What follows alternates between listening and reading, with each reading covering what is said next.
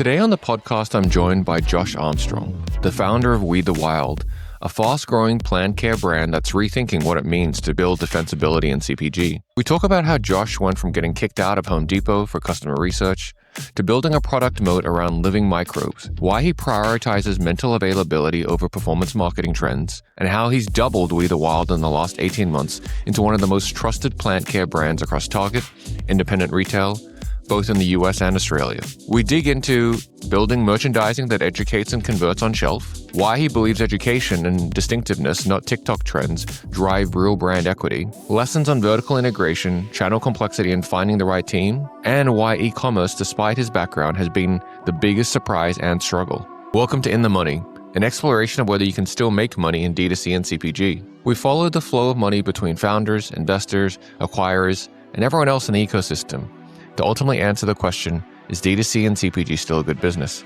Hope you'll enjoy the show.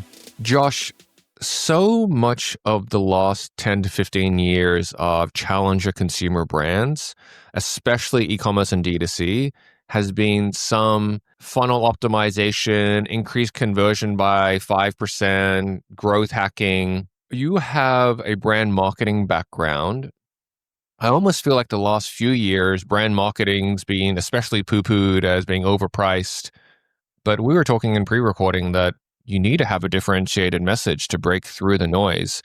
Let's start there. Yeah, for sure. Well, I mean, I think that I think it comes back to defensibility, right? Like the barriers to create a product and create a brand, just the quote unquote brand, have they've never been lower. You can get somebody to formulate a skincare product.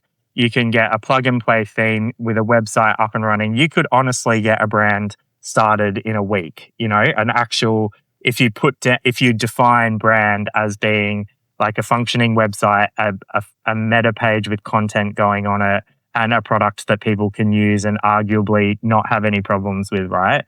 And I think that has created a lot of great sort of like opportunities for entrepreneurs. But for me, I think about brand, like I learned brand working in sort of retail brands. So Unilever, Diageo, and the one that really stood out for me is when I had my previous business working with Mars and the marketing effectiveness science that came with that. And I really approach brand going back to two core things, which I've really focused on when it comes to building We the Wild. It's like physical availability. People need to be able to buy it in enough places and see it in enough places to be able to get it where they want. And then mental availability. Like you need to be distinctive about a single core message and have a single set of distinctive assets that you're just hammering home a lot, over and over again. And I think that's what's really interesting about, I've seen a lot of the content in social media recently around the brands from the 90s or for the 2000s that have these incredible jingles that have lasted like the test of time that you can reel off from your childhood. And actually, having traveled between Australia, Europe, and the US kind of doing this business, they actually transcend markets. Like I've seen them in all markets as well. And I think there's something to be said around that, something to be said around the M&M's characters, something to be said around, these distinctive brand assets that are very single-minded in their approach, but are just consistently hammered home. And I think that particularly when it comes to Australian businesses, and when I was starting We the Wild, it was really important for me to go what is a really focused problem that we're solving? How do we innovate within that problem to solve that problem in a really unique way and in a really kind of innovative way? And then how do we just stay really single-minded in our message? So it's very much about plants are really difficult to care for in pots. We the Wild helps anyone grow thriving plants at home. And we have this vision of being the most loved plant care brand in the world. So we're very much driven on how do we drive brand love? And we just create, we try and replicate as much as possible, our logo, a couple of key messages, and a couple of key sort of like graphic symbols as much as possible in our product, in our comms, and that's really where we're looking for into the future, with the aim to just go at the last 3 feet at that point of purchase. I've heard these guys, I know they're better for me and my plants, and I've seen somewhere that they work. It's at a retailer that I want, and I'm going to pick it up, you know? Because otherwise, and I've really seen it as we've been navigating the e-commerce space and the D2C space, in that it's so easy. Like, your growth comes from what's the latest trend in content. Like, that's where we're going to get incremental CPA efficiency over the next month, as if we really lean into this trend of, I don't know, POV XXX, right? And yes, I think there's some value in that, in having like some social currency in the conversation. But I don't think that that's what you can just constantly build your brand around, particularly if you also don't have a quote unquote moat at a product level, you know? I fully appreciate that there is a need to drive consistency. How do you balance that with also listening to the customer and seeing what message resonates with them? I'll give you an example. Recently had on the pod Sam from Black Wolf, men's personal care, wanted to attack that category because he thought that there wasn't much attention paid to it. They went to market with nice, better smells. What they ultimately pivoted the messaging to was like, hey, you have problem areas. And product formulation changed, but it was mostly the messaging. Yeah.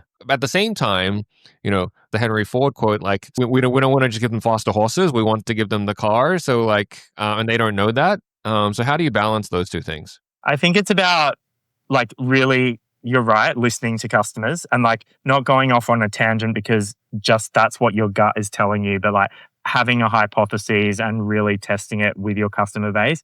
Also knowing who you're for.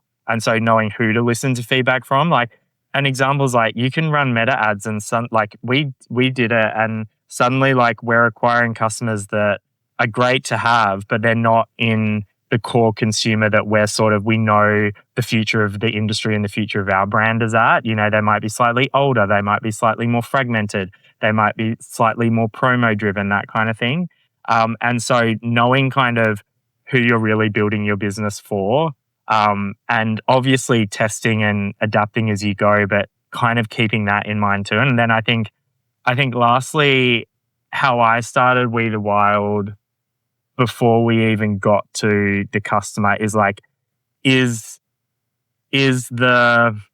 the insights around the current zeitgeist of our world and the macroeconomic factors, the projections around where our populations are heading, does that support an increase or a shift, an increase in this category, number one, or a decrease? The answer is, for us, increased urbanization, blurring of home and work life. This is even before COVID.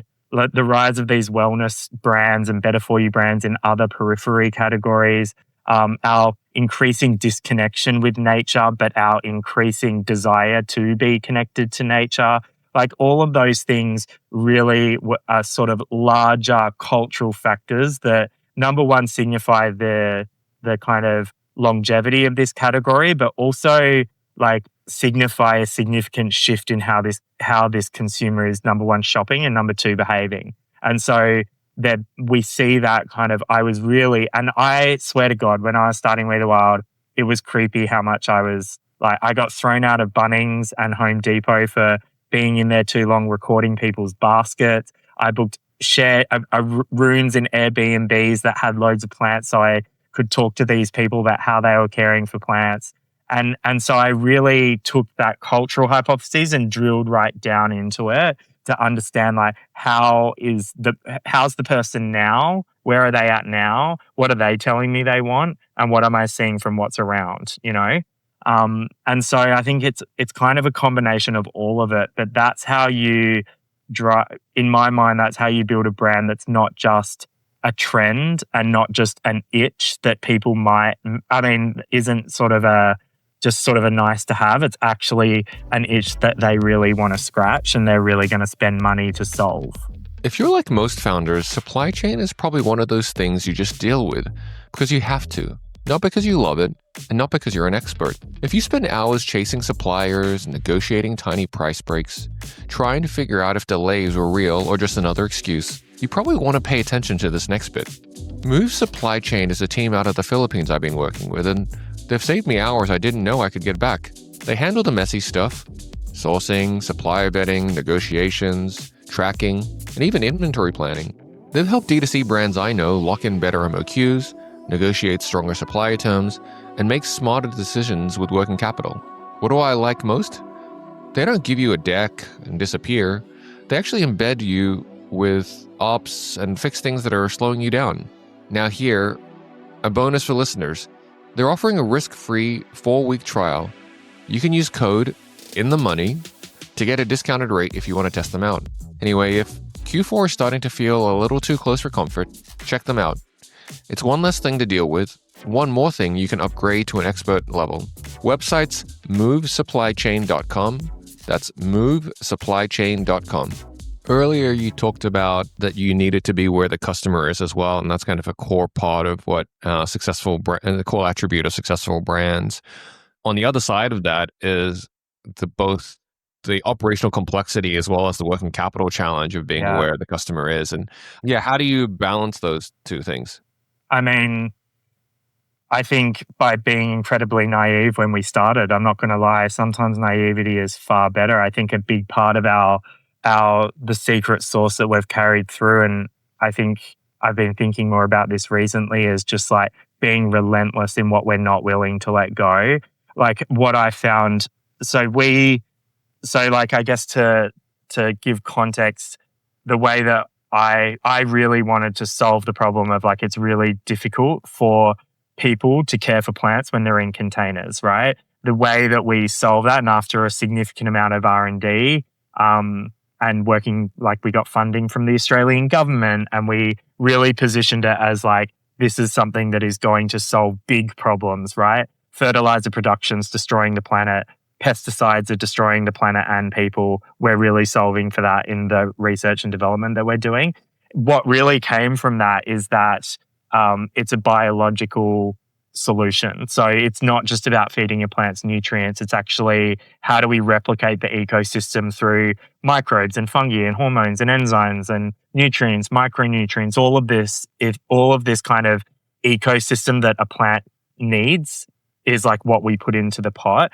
And when we, being able to scale that to create something that still that has integrity, but can sit on the shelf, can go through a retailer's warehouse, can, withstand all of that, took a huge amount of R&D to, number one, even just get it off the ground.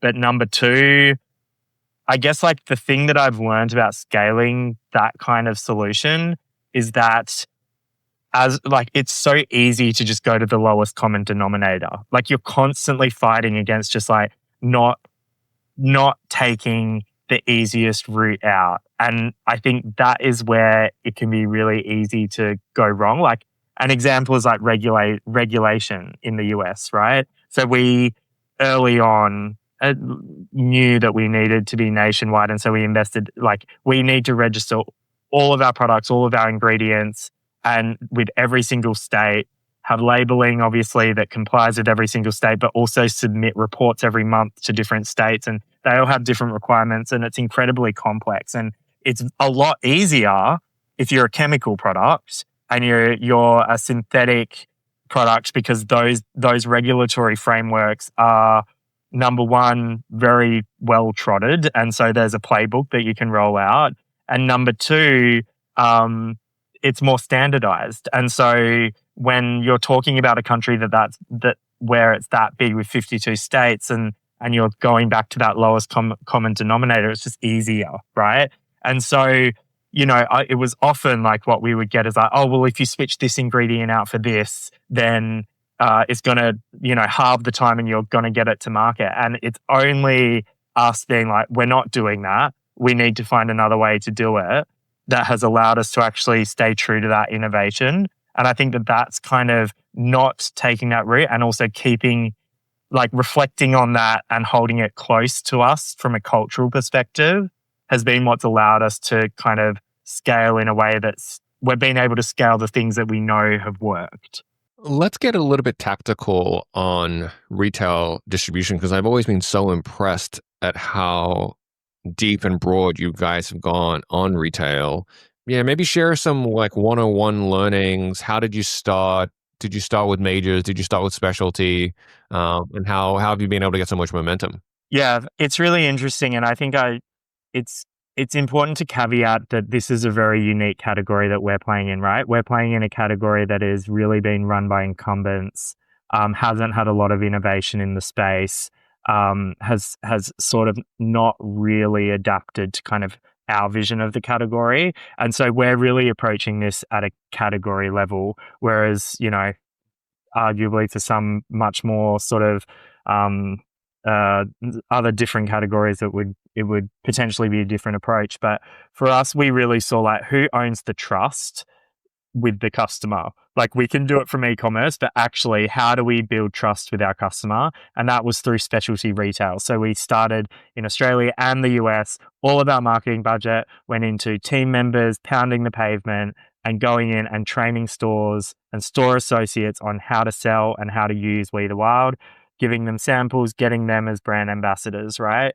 We grew really quickly through that because we quickly saw that there's actually a big business problem that these retailers are having. And for us, that was, okay, green life and plants are playing a large role in their future strategies, whether it's a grocer, whether it's someone like Target, whether it's someone like a gifting store, even like green, like gardening and the gardening hobby and plants are playing, it's sitting there and it's growing, right?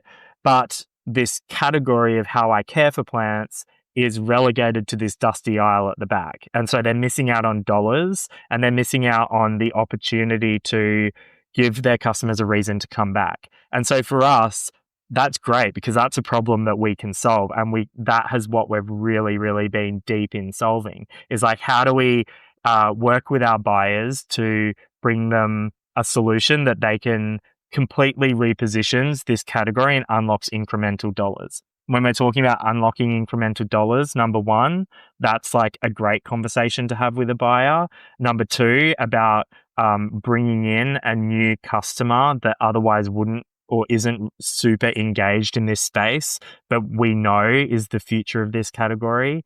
And then number four, being able to really talk to and link the commercial opportunity with the sustainability side of things. So the reality is retailers do have sustainability KPIs that they need to meet, particularly in the US. And so for us, it's been able to talk to how our messaging and how our brand our brand pillars drive a slightly higher premium price point and drive a customer who's willing to pay a little bit more. So that's kind of how we have sort of approached it with retailers. But it's hard. It is really, really hard. Yeah. And then I can understand that in the early stages, doing the ground game, that makes a ton of sense. As you scaled, how, you can't do that across the number of doors you have now. So what's next in terms of support? Is that just supplemented by marketing dollars to get kind of still the high velocities? It's merchandising. And I think that there's this really interesting, it's number one, merchandising. It's number two, having a large enough, like we've invested, and when we're talking about investment into brand, a lot of our brand investment has been into new product development. And like entry products and that kind of thing, and developing a broad enough range of products that all are underpinned by the same ethos so that we can bring buyers the right product market fit for them, because they all do have very different customers, and then create like heavy investment into merchandising that tells the story and educates the consumer. At the end of the day, our packaging has to work so hard, and so much of our marketing is done on the packaging, because this customer, you have to tell them, like, they don't even know. It's such a confusing category. They don't even know what they need, when they need to use it, what's important. And And that's before they even get to like questioning if you're the right brand for them. So for us, it's about heavily investing into merchandising that tells that story, and then being able to back it up with kind of digital investment through the retailer media. And education, how much of that is a part of brand for you guys? I think it's definitely a big part of the brand, both with the end consumer and with the buyer. A big part of, from a retail perspective, how we've grown is we are relentless in our understanding our customer. We call her Jennifer, and understanding the role she plays, how she buys, what she buys, when she buys it, and being able to be the true thought leaders with our buyers in that space. With the end customer and looking at Jennifer, we know the problem she's having and where she's at, so that we're able to educate them in a way that doesn't that gives them just the right level of trust and information that they need to make a decision, without going too far and scaring somebody who is time poor and has an attention deficit. And so early on in the brand development, a big part of that, knowing that we needed to educate our customer, was very much like, what are the cues that give the right level of trust and education? An example is like the line, your plants were born to be wild, grow them that way. It's like, okay, I get that my plant should be somewhere where I'm not growing it and I need to grow it that way. Another one is like a big reason as to why we bring earthworms into our packaging quite a lot, like the line sort of made by earthworms, not with machines.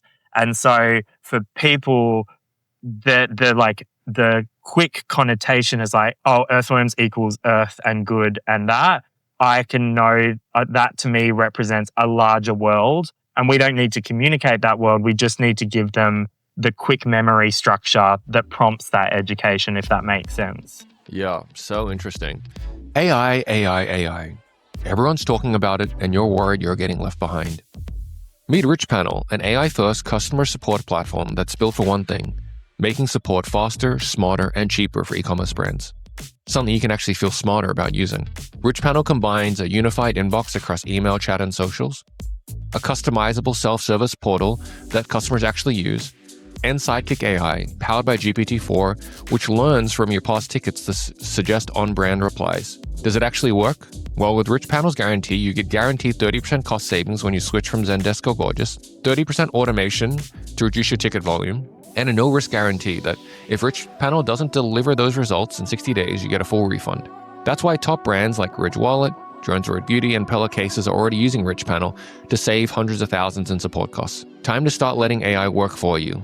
Head to richpanel.com and start your free trial today. Real savings, real automation, real AI that actually works. You've had a lot of wins in retail, maybe across the business. Like, what's your single biggest win of the last year? Product, retailer, campaign, internal? I actually think that it's been like, it's very easy to say these kind of metrics that I'm super proud of. Like, we increased our sell-through in Target 300% this year over year, from our first to our second year. We scored a whole load of new retailers that I'm super excited about. But I think we had some incredible operation. Like, to me, even the fact that our operational scorecard with our retailers is in the top 10 percentile, right? Like, and we're 60% vertically integrated. So we're doing our own pick and packing manufacturing as well. Like, that's a super proud moment, because I can go like, okay, we're not only are our ambitions of really owning our supply chain being realized, but we're also being able to prove out that we can scale it. I actually think that the key thing is, I feel like I've really figured out who succeeds at We the Wild from a team perspective, and how I hire the right people. And that has been a really big challenge, and one that I don't think enough people really speak about, because everything is solved by having the right people. And it's only been very recently that I've learned that, like, every business is very unique in terms of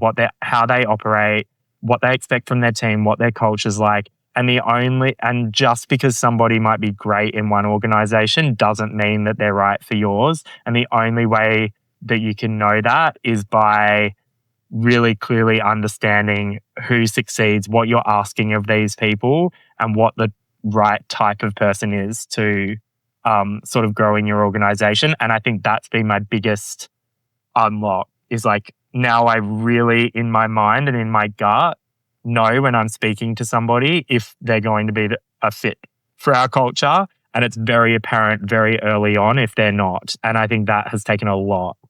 What about on the opposite side? Is there something that kind of didn't go as to plan? E-commerce, seriously. I go like, our e-commerce is good, and it's sort of, it's growing, and it's growing quickly. But I think that I underestimated how resourcing and scaling and growing that channel, how sort of what's the word, nuanced that would actually be. And so I've had to really understand more about it and grow the channel. And probably why I've spoken about it a lot today is because I've like really taken the last 6 months to deep dive into like, actually, what is the role of this channel in our business moving forward? Because I think that, and it's something that like I should have been, in my mind, I should have been able to solve, because that's kind of like, I started my career in that. And I sort of go like, it's almost a testament to how quickly this changes and how obsolete knowledge can be in this space. And it's almost even that insight has really, I've had to like really understand that in order to know how to grow that channel further. And so it's a journey that I've been on, but something I definitely underappreciated exactly what it would take to get there. Earlier, you said that it's all about the people. I know that in past conversations, you and I have talked about kind of that, just the role of leadership. Maybe share kind of the things that you've learned from being a doer to a leader, sometimes having to dip back in again, dip back out again.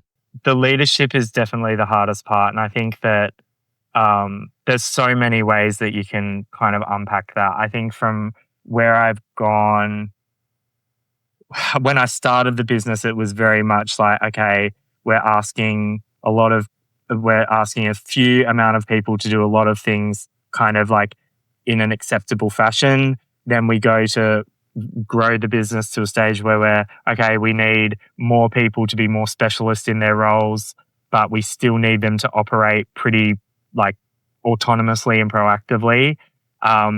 And then the next stage of business where we're looking at where it's like, we need core leaders within our business. They all require a totally different level of leadership. And it's something that I've really had to navigate. And I think the hardest part that I've really had to navigate is like, I really believe in leading with authenticity, right? So like, there's nobody wants a leader who seems disconnected from the problems that they're having. But also at the same time, you don't want a leader who's not showing strength and not being able to offer that stable hand. And it's super hard to do that when you're an entrepreneur. When, there were times early on where I was not sure how I was going to make payroll the following day. Like, I'm not even kidding. Payroll was 20 grand. I had 5 grand in the account.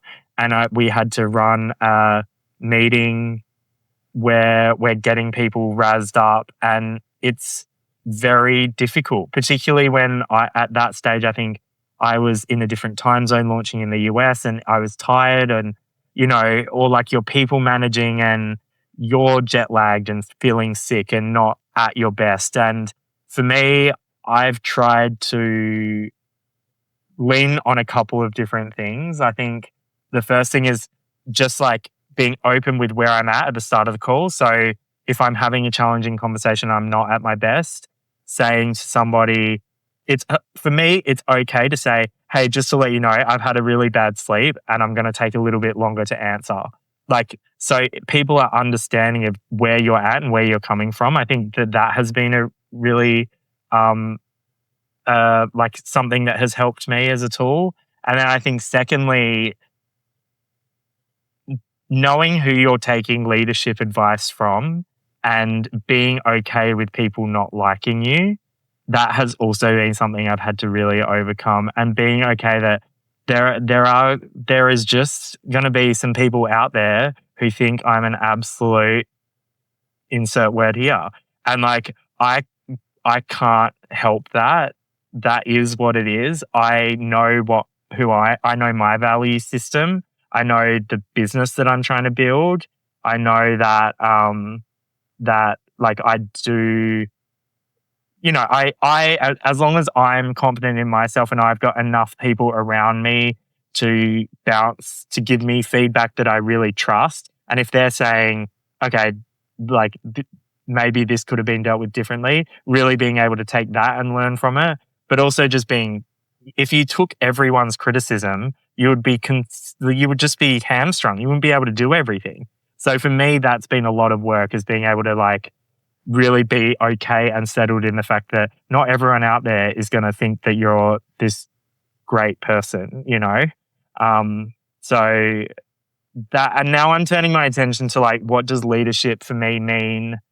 And this has been another core conversation I've been having with my mentors, is like, I can now see that the stage of the organization we were last in, the best way that I could have serviced where that business was, because I care so much about this business, is absolutely thronging it. 18-hour days, getting as much things as I could done, making decisions quickly and giving strong guidance, getting my hands dirty and getting down in there to solve the problems and understand the realities. Like that's not how I'm best going to be able to service the business for the next stage. Like for now, I'm turning my attention to like, for my next stage of leadership, I need to build the space in the business for me to be able to think, for me to be able to offer like thinking about the direction of the business for the next 2-3 years. Like we're making decisions now, and I need to give guidance to my senior team members now about the true vision of the business. And to do that, I need to